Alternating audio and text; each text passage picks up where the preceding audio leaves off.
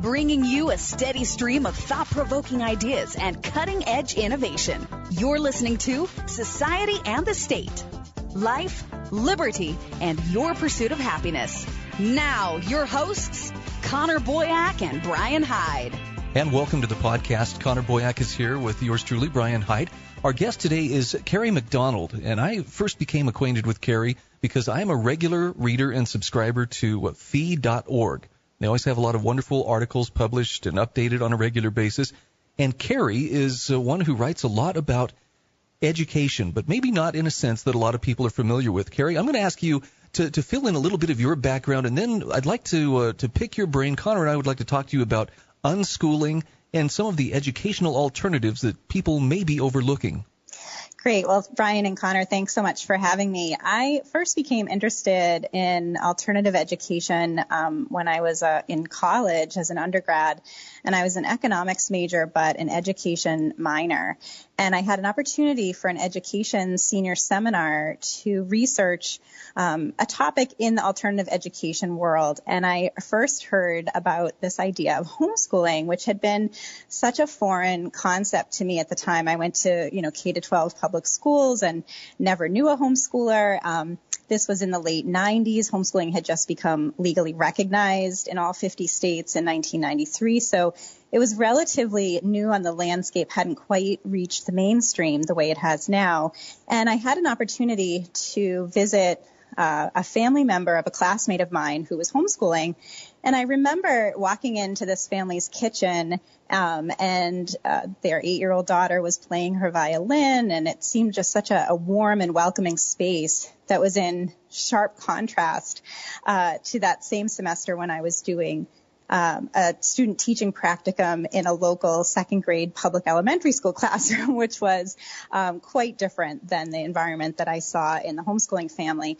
And those contrasting images, sort of the freedom and the autonomy and the individualized learning that I saw in the homeschooling family, as opposed to sort of the command and control and coercion that I saw in the public school classroom, really stuck with me and prompted me to go to graduate school in education policy at Harvard, where I became even more interested in alternative education, specifically alternatives to school. So then fast forward about a decade later, I was a mom looking for education options for my own children, and I had an opportunity to revisit homeschooling, and it really fit for our family and our lifestyle and our values, seemed like the right choice for us. And then I sort of quickly moved into self-directed learning and unschooling. Kerry, let me ask you a question. So you've had a pulse on the homeschooling movement for quite a while. What's your thought, or what's your observation on where things stand today relative to 10 or 20 years ago? Has there been kind of a slight increase in numbers? Has there been a huge expansion? So what does the size of the homeschooling community broadly feel like to you? I don't know if there's fantastic statistics necessarily. A lot of people are kind of underground homeschoolers, I feel like. But if there has been a significant expansion, maybe to what do you attribute any of those trends? I'm glad you asked that, because when I first visited this idea of homeschooling in the late 1990s, there were about 800,000 homeschoolers nationally, according to federal data. But you're right, that didn't necessarily capture all of the homeschoolers. But then a decade later, as I was revisiting homeschooling as a mom and a parent, deciding about this choice for our family, the homeschooling population had doubled in size. And currently it's right around 2 million.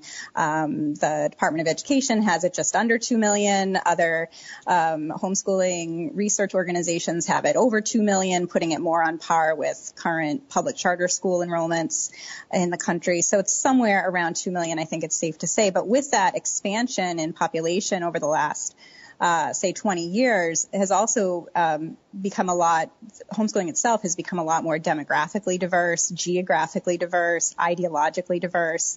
It's really much more reflective of American society, and families are choosing homeschooling for many different reasons. In fact, recent, again, Federal Department of Education data say that the number one reason that parents are choosing homeschooling is they're concerned about the environment of schools. And so I think that's sort of common across all families. really looking for an alternative to school, something that's much more family-centered and focused on opportunities for individualized learning. Kerry, I know Brian has lots of questions to pepper at you, but before he gets the chance, I'm going to you said something that I find so interesting. I want to connect the two and see if you agree. Earlier you were talking about command and control, this environment of public schooling. And then you just said that one of the top reasons for which people are homeschooling is the environment of schools. My sense is, and you know, I work a lot in education policy here in our state, looking at the data for things like bullying and suicide, even teen suicide. It seems to me that the environment of the school is in many ways toxic for a lot of these kids, and yet I'm baffled at how few parents see, you know, pulling their children out of the school, even if it's just to go to a different charter school or something, but parents seem either ignorant or content to leave their children in this almost, as John Taylor Gatto might say, almost a prison-like environment for so many of these kids, and they don't explore these alternatives. Do you agree with my assessment, and what are your thoughts on why we're not seeing, in a response to this environment of bullying and even teen suicide, why more parents aren't, you know, taking their children out of that environment post-haste? Right. So I think there's two things going on. First is that you're right, that schooling has become much more toxic. It's more restrictive and more oppressive than it was when we went to school. So even in just one generation, you're seeing a lot of changes as schooling has become it's sort of more of a nationalized curriculum with Common Core state standards that are reflecting kind of national benchmarks. You have annual standardized testing, and you have young people spending much more time in school than ever before. And there's data that shows that even since the early 1980s, when some of us were probably entering school, from early 1980s to the early 2000s, young people were spending much more time in school and school-like settings, regardless of whether or not they had a working mom at home. So it wasn't actually linked to the status of the mother and her work status. It was actually even that didn't play into it at all. In fact, parents were still choosing this path, even if they had a parent at home, staying at home. So you have parents spending much more time, young people spending much more time in school over the past couple of decades. And then you have just the environment of schools, as you're talking about, bullying and rising suicide rates and anxiety disorders. But I think it's all linked to the fact that young people are spending more time than ever before in these school-like settings and are not getting those opportunities for unstructured, child-directed free play that many of us had as kids, you know, playing with the neighborhood kids after school. Now everybody is in structured extracurricular activities. And that is really, I think, leading to a lot of these sort of damaging consequences for young people. The other piece is, why aren't then parents fleeing from this kind of toxic environment? And I think there's a couple of things going on. One is that they simply may not know how bad it really is and how much it has changed. They might say, well, you know, I made it through unscathed or relatively unscathed. Right. I'm fine. So my kid is probably fine. So they may just not appreciate how much schooling has changed, how much more oppressive it has become. And then I think the other piece is that they just, in some cases, don't have the education choice. They don't have mechanisms to be able to pull their kids from school and send them to private schools with a voucher or through charter school network or other kinds of education choice mechanisms. Let's take a moment to talk about unschooling. This is a term that I see you use fairly often in the articles that you write. And I know for some people, when they hear unschooling, they immediately get this image of the Lord of the Flies. There are no rules. It's every man for himself. Help us understand what is meant by unschooling, and then let's talk a little bit about why that may be a consideration for folks who are looking for that alternative. Right. So unschooling was a term first coined by John Holt, the well-known educator and best-selling author in the late 1970s. He coined the term unschooling. John Holt was one of the leaders of the modern homeschooling movement. He was really instrumental back in the late 1970s of getting parents to remove their kids from school and to homeschool them even before homeschooling was legally recognized in many states. So he was instrumental, and he really, was certainly for homeschooling in general, but really appreciated this idea of child-directed or self-directed learning. And so unschooling, in his way of defining it, was really to not simply remove your child from school and replicate school at home, sort of traditional homeschooling, but to be much more focused on what are your children's interests, what are they really passionate about, connect them to resources that enable those interests to be developed and explored and appreciated. And from there, so much learning will take place. And so that's the definition sort of that I use for unschooling.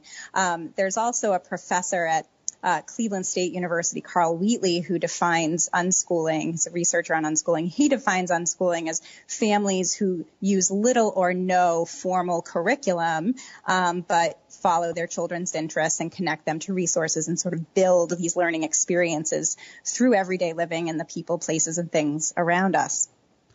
Just to follow up on that, now for those who think that therefore if there's not some kind of oversight by someone in authority, meaning the government in that case, that the kids are just going to basically be, I don't know, slightly more civilized little cavemen out there running around, clubbing things and dragging them back to the cave.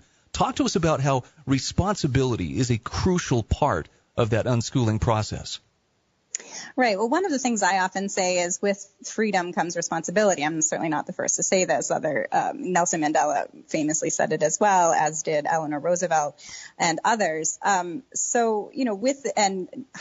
Hayek as well. With freedom comes this great responsibility. I think that homeschooling parents most often recognize this responsibility for educating their children. In many cases, one of the reasons they choose to homeschool is because they realize it's a parent's obligation to ensure the best quality education for their children, regardless of where, when, how that takes place. But I don't believe that we need sort of governments to regulate parents. I feel like, parents in general are looking out for their children's best interests better than a state can. It seems to me as part of that trust comes into play here. As I was working on my book, Passion-Driven Education, and talking to a lot of parents who maybe agreed philosophically but had not decided to follow that path in their family, and they felt this internal conflict where it's almost like they didn't trust themselves. They didn't trust their capacity. They didn't trust their ability. They didn't trust their children's innate, sense of learning to kind of drive their educational quest forward. In this kind of self-directed learning. And so there's kind of this inherent distrust among a lot of parents. And then this presumption of trust in the school system. I found it very interesting that you pointed out that parents are going off the mental model of what public schooling was like, 2, 3, 4 decades ago.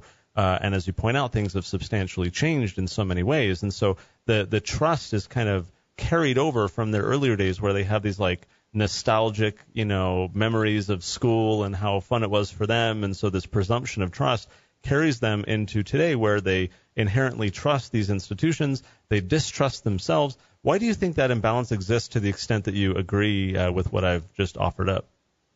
Right. I think parents are being more and more disempowered by schooling. I feel like, again, when some of us were in school, a generation ago, that there was still this, expectation that parents were the best authorities on their own children. And I feel like that's being steadily eroded, this idea that, no experts know better, teachers, certified state teachers know better, administrators and therapists all know better than parents how to raise their own children. I feel like that's incredibly disempowering for parents. Tell us a little bit about what happens to kids who are educated in that non-formal classroom environment, and specifically what I'm asking, Kerry, is the focus. Is it on training them for jobs that they will hold someday, or is there a higher purpose in mind? Right.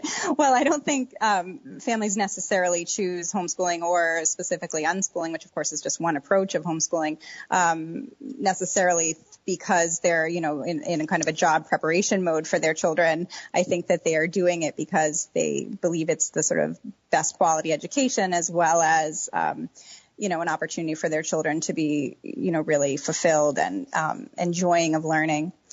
But I think the flip side of that is that unschooling and homeschooling really are the best pathway potentially for the jobs of the future. We simply don't know what jobs will be in existence when our children grow up. In fact, there's a statistic that says, I think it's that for children entering elementary school now, most of the jobs that they will be taking when they grow up don't even exist yet. And so homeschooling and unschooling can really prepare for that ambiguous future by instilling a love of learning, holding on to children's natural curiosity that is often dulled through forced schooling, encouraging them to pursue their interests and the learning that goes along with that process. And I think the other piece of it is that as we are sort of competing with robots, and that will continue to occur certainly in our children's adulthood to a much larger degree, the key qualities for jobs of the future are, for humans are going to be the things that set humans apart from robots. So, robots are fine with doing kind of this rote, standardized kind of work, but the, humans will need to be doing much more of the creative work and coming up with sort of the inventions of tomorrow. And I just simply don't think that our modern mass schooling system is preparing young people for that unknown future. It seems like one of the big hurdles, too, at least for parents, is that the public schools, the government-run schools, have adopted an expert mentality. And I think a lot of parents have bought into the idea that, hey, who am I to try to educate my kid? I need somebody who has the right amount of letters behind their name or has attended this or that prestigious, institution of learning or has certification from the state. Those are the people who are best qualified to teach young ones. I don't think you buy into that based on what I've read in your writings, but how do you help parents overcome that mental roadblock that says, you're not good enough to do this? Right. No, I have much more faith in parents, and I feel like on average parents are much more able to care for their children's well-being than a government bureaucracy for sure. And I also think parents are very resourceful. They sort of know their own strengths and weaknesses and want the best for their children and particularly their children's education. So they need resources in many cases that supplement the kinds of learning that they're doing at home. And that's where, some of the work that I do with the Alliance for Self-Directed Education, which is a national nonprofit, is looking at helping to expand some of these community-based self-directed learning centers where homeschooling families can choose to send their kids either part-time or full-time, depending on interests and needs, as well as unschooling schools like the Sudbury model. Sudbury Valley School here in Massachusetts has been around for 50 years now, and we're seeing an explosion of those kinds of schools that allow for much more non-coercive self-directed learning. All right, another quick question here for you. Again, this is a thing that I encounter fairly often with parents who are considering making that leap of faith to educating their kids somewhere other than in a government school. And they'll point to the laws, the compulsory education laws. Most people aren't familiar with how those laws came to be, and so they believe this is to make sure that we don't have an ignorant society. Can you give us just kind of a thumbnail sketch about compulsory education, and for that matter, why is it incompatible with freedom? Right. So compulsory education laws have been on the books for a really long time. Soon after the Pilgrims arrived in Massachusetts Bay in 1620, they began passing compulsory education laws in the colony in the 1640s. But these compulsory education laws simply sort of laid out, yes, parents and the state have an interest in an educated citizenry, but they didn't dictate how that education would occur, and they were loosely enforced. It was just sort of this idea that, educated citizenry is important for a new and growing society. It really wasn't, and even Thomas Jefferson, when he started talking more about education and providing schools for the poor and those kinds of things, he was again saying that, you can't have a free society that is ignorant. It simply is incompatible. But again, he wasn't focused on compulsion. In fact, he has a great quote that he said in 1817 where he says, that we can't compel parents to send their kids to school or to educate them, because, we have to tolerate that rare instance of a parent not wanting to educate their child or having their child educated, as a risk of kind of the larger point of living in a free society.